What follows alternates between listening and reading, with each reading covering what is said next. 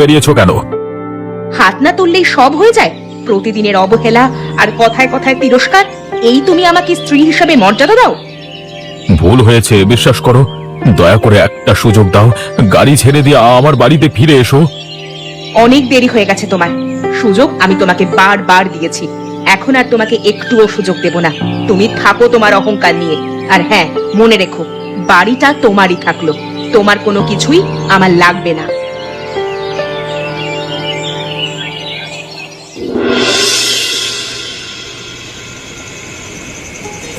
কি গো, খুব ক্লান্ত লাগছে বলো? জীবনে একটাই তো দিন বলো, বেশ স্বপ্নের মতো লাগছে, ভালো লাগছে।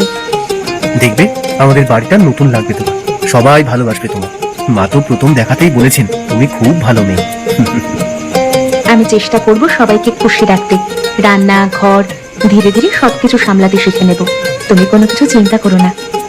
আরে অত ভেবো না তো, কেউ তোমাকে জোর করবে না, ধীরে ধীরে শিখবে, আমরা তো সবাই আছি। একটা কথা দেবে আমায় আজ? বলো।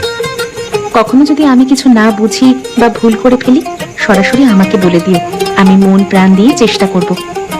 আচ্ছা বাবা, কথা দিলাম, তোমাকে পেয়ে সত্যি আমার নিজের জীবন সার্থক মনে হচ্ছে।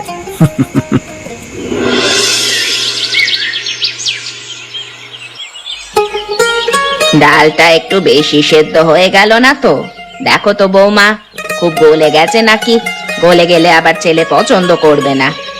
আপনি ঠিক বলেছেন মা, একটু বেশি গলে গেছে, ক্ষমা করবেন, পরের বার থেকে খেয়াল রাখবো। সব কিছু কিন্তু তোমায় ধীরে ধীরে শিখে নিতে হবে বৌমা, আমার বয়স বাড়ছে দিন দিন। শিখে নেব মা, আপনি কিচ্ছু চিন্তা করবেন না। দেখো, রাগ করো না, আমি তো তোমার মায়ের বয়সী, শেখাচ্ছি তো তোমার ভালোর জন্যই, যাতে পরে কেউ কিছু